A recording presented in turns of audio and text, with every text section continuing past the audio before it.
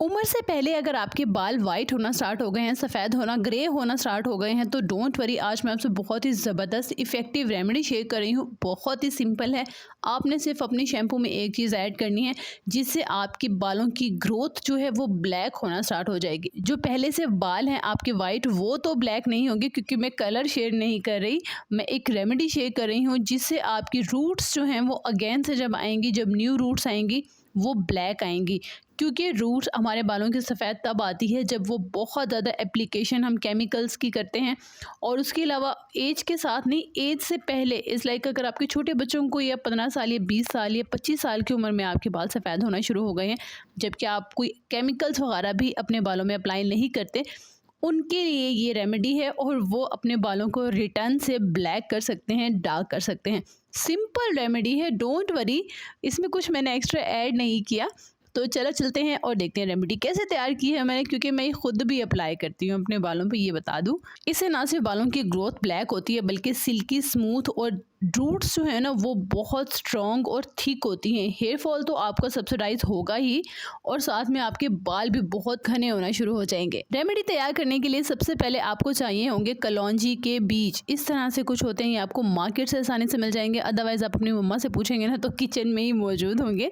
यहाँ मैंने लिए हैं 4 चम्मच कलौंजी के बीज, और उसे लो फ्लेम पर हल्के से रोस्ट कर लीजिए। जैसे कि आप देख रहे हैं, जब आपको लगे थोड़ी सी खुशबू आना स्टार्ट हो गई है कलौंजी से, और कलर जो है वो थोड़ा डार्क होना स्टार्ट हो गया है, तो आप फ्लेम जो है वो ऑफ कर दीजिए। इसे ठंडा कर लीजिए।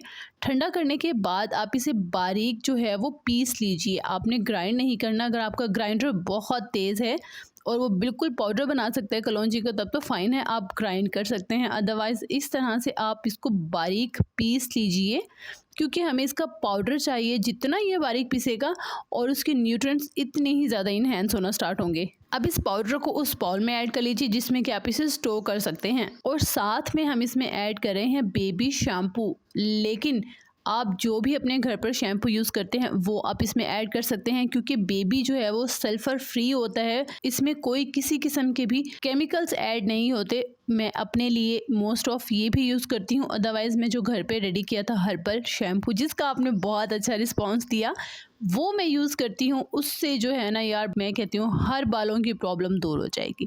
वो आप यूज़ कर सकते हैं। लिंक आपको डिस्क्रिप्शन से मिल जाएगा। अगेन से चाहें वीडियो देखें, और अगर आप सेलर से मंगवाना चाहते हैं वो प्योर शैम्पू जो मैं भी ऑर्डर करती हूँ, वो आप ऑर्डर कर सकते हैं। लिंक आपको नीचे डिस्क्रिप्शन से मिल जाएगा। अच्छा, वापस आते हैं अपनी रेमेडी की तरफ। यहाँ पे मैं ऐड कर रही हूँ हाफ कप आप कह सकते हैं बेबी शैम्पू। आप अपने घर वाला भी इसमें डाल सकते हैं। आप इसे मिक्स कर लीजिए और ज़बरदस्त सा पेस्ट बना लीजिए। आपने इस कलौंजी के पेस्ट को बालों के रूट्स में इस तरह से अप्लाई करना है।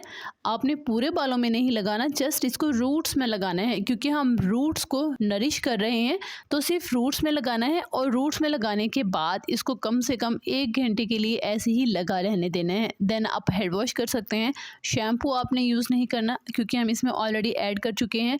तो आपने जस्ट ऐसे ही बालों को वॉश आउट कर लेना है, और यही रिपीट आपने करना है हफ्ते में 2 बार, यानी कि 2 बार आपने इसको अपने बालों में लगाना है। और लगाने के बाद मुझे कमेंट में ज़रूर बताना है कि आपको कैसे रिजल्ट मिले, क्योंकि मुझे तो बहुत अच्छे रिजल्ट मिल रहे हैं। अपना ख्याल रखिएगा। वीडियो कैसी लगी मुझे कमेंट में बताइएगा। मैं मिलूंगी फिर एक नई रेमेडी के साथ।